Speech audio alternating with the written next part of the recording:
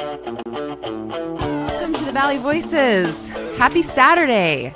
I hope you are all having a fabulous Saturday.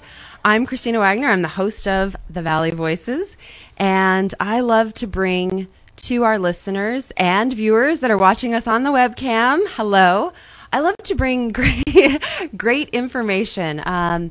This show is all about the good news, none of the bad news. The focus is on people and businesses and things that are helping to make the Valley of the Sun a great place to live. I'm no native, but I moved here from Biloxi, Mississippi about 20 years ago. I know you can't detect the accent at all. I dropped that right when I moved here. But I've lived here for about 20 years. My kids are natives, and I love Arizona. But sometimes we don't always have good things that happen here in the Valley. And, you know, I have to say, it is shocking to me that every year, come April, our drowning season begins.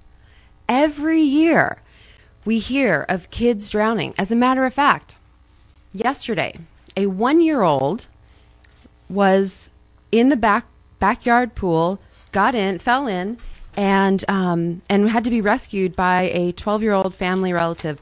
The mom performed CPR, and at the last I heard that this 1-year-old boy from Phoenix was in critical condition. Phoenix Fire spokesman says that 15 drowning calls in Phoenix this year so far, and we're just in the beginning of June. This is 100% avoidable.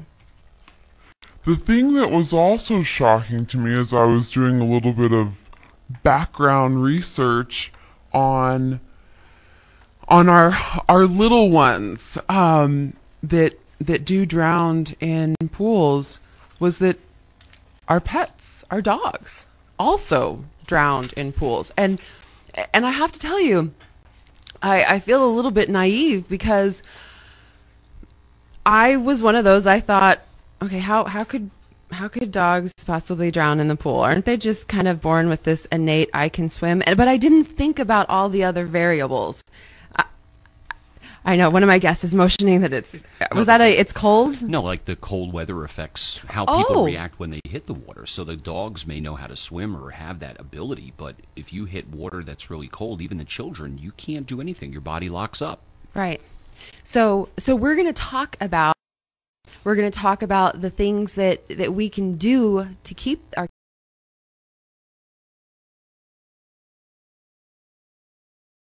talk about how to keep our other little ones safe, our pets. So I have some great experts, and in studio I have Arthur. Arthur is with Baby Barrier. Thank you for joining us today. Welcome. I appreciate it. And then I also have Lisa Maldonado with Arizona Pool Dogs. Lisa, thank you for being with us. Thank you. And I have Lana with Swim Kids, and she's on the line. Lana, are you there? Maybe she's there. Maybe I am. Oh, okay, you are. I know that you jumped out of the pool to join us today, and I really appreciate that. Oh, thank you. Lana, are you on a cell phone, on speakerphone?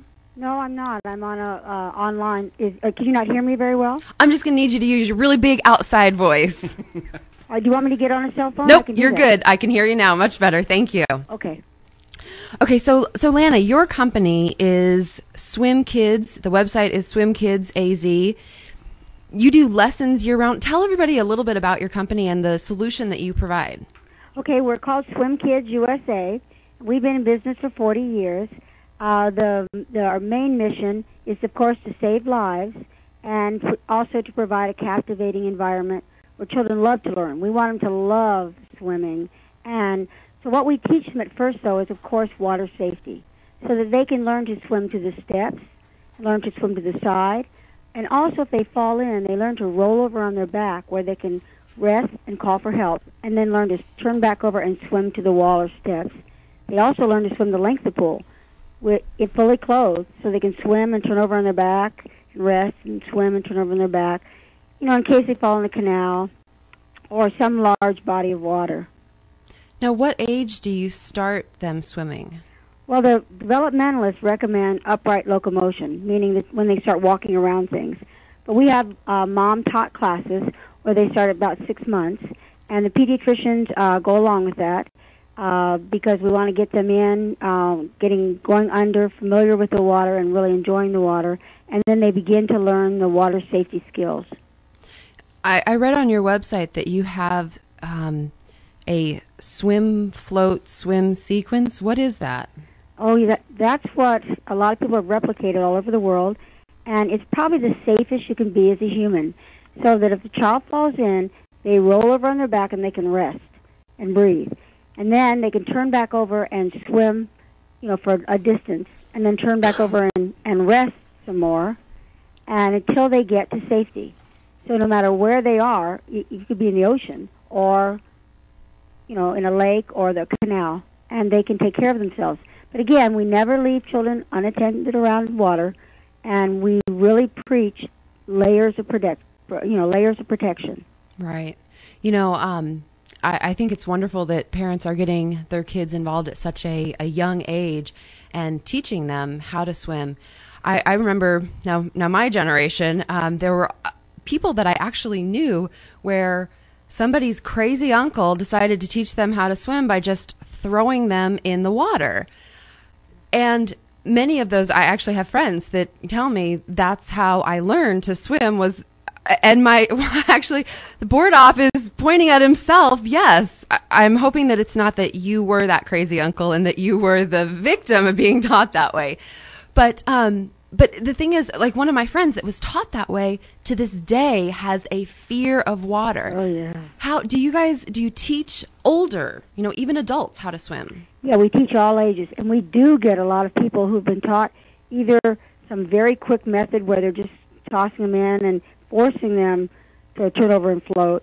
Again, that's not the way to do it. You do it in a very loving, nurturing way. We use games and songs and toys and all kinds of interesting ways of doing it, so they don't even realize it, that they're learning it. Again, it's a captivating environment where children love to learn.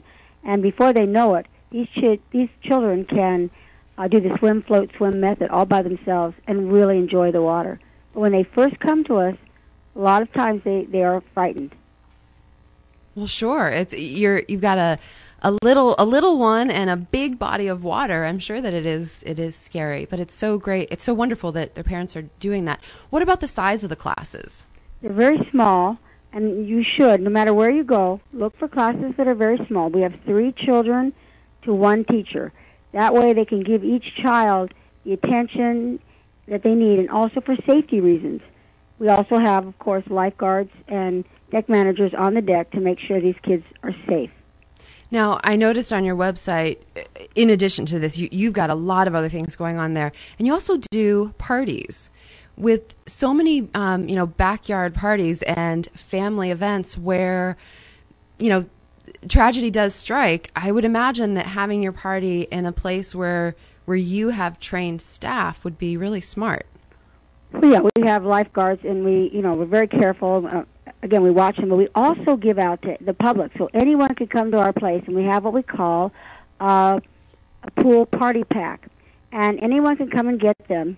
We give them out, and what they do is they have information, of course, about fences around your pool, layers of protection, about supervision and CPR, where you can get CPR classes, but it has something really special. It has what's called a water watcher badge or lanyard we hang around the neck. And so one person is designated every 20 minutes. That person watches those children, and that's their only job. Then they hand that lanyard over to someone else, and they watch the children at the pool party. So that way, no one is thinking the other person's going to do it. And I don't know if you know, but about 2 weeks ago, a little boy, 5 years old, drowned in Val Vista Lakes because there was a party and there was 30 people there, but nobody was designated as the water watcher. Yeah, and that, folks, is a tragedy that was 100% avoidable. Lana, I can't tell you how much I appreciate you calling in and sharing with us about Swim Kids USA.